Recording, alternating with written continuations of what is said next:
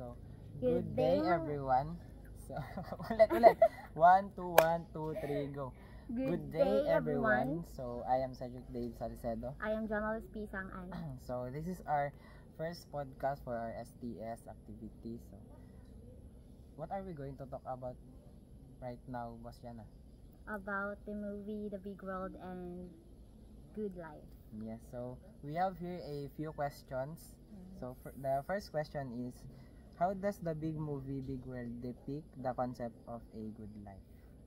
For me, the movie portrayed the concept of good life is not just all about having a safe home or a money. If you remember sa katong scene nga si Leo Chonhe nang apply og trabaho and kananggi na dawat na siya and then iyang grandmother nga ingon nga kanang ma-reach na siya but nitubag siya nga kining it's not just all about the job but having a work is a dignity. Yes.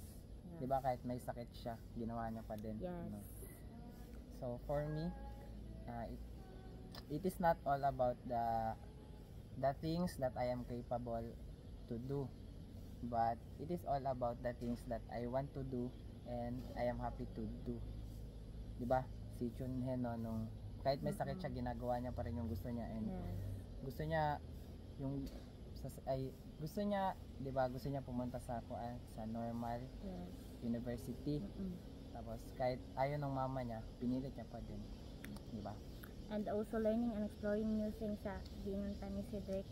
Don't limit yourself Yes. and Explore. making strong connection with others. Ayaw pag-set of boundaries. In short, good life kanang kuan siya.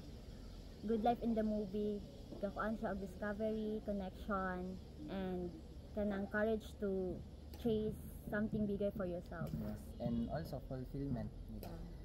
So, what's the next question?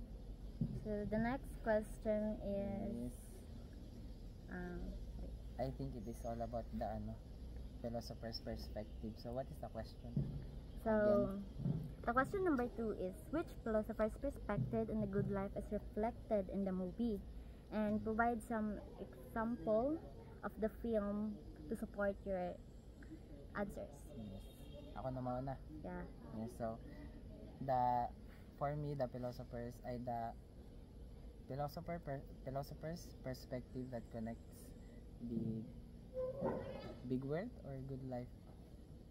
Big world. Big world. So, I good life. I good life. Philosophers in good Yes. life. For me it is Aristotle because the part where Chunhei wants to go to the normal university, gaya na sinabi ko Yeah. kanina, 'di ba?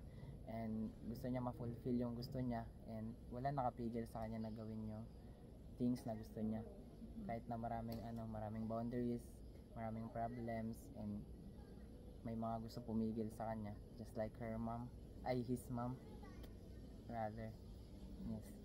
So for me, kay Aristotle Pad, sa iyang idea nga eudaimonia, finding happiness through virtues of fulfilling our potentials. In the movie Big World, Liu Chunhe's grandmother kanang ginatreat siya as kanang kuan siya kanang dili siya pagkapareha sa ubang bata nga naay sakit, even na siya cerebral palsy. Kining gina-encourage to meet new people, pareha atong ginauban siya sa iyang grandmother nga uban sa practice sa choir. Yes. And katong kuan siya and learning and exploring new things, para sa akong giingon ganina kanang ginapugos siya nga mag drum even na siya cerebral Sakit. palsy. Yes.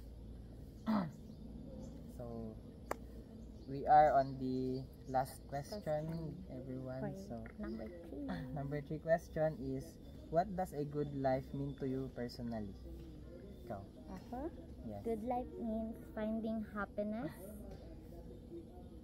and everyday moments, building strong connection with others, and continuously growing through your new experience. Yes.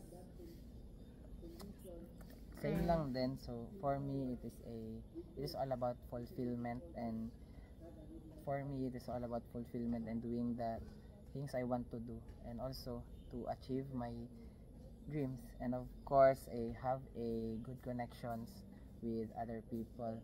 So number 3, we have a second question. Which philosopher's viewpoint aligns with your definition of a good life? I think like Aristotle too. Why? Kuan. Iyang viewpoint sa katawang kuan bitaw, eudaimonia. Garison Yes. siya sa kuan.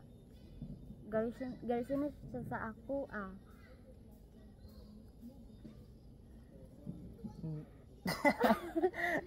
Yes, Wait, for me also it is Okay, go. Aristotle, because again and again it is all about fulfillment. For me, fulfillment. Good life is all about fulfillment and doing the things I want to do.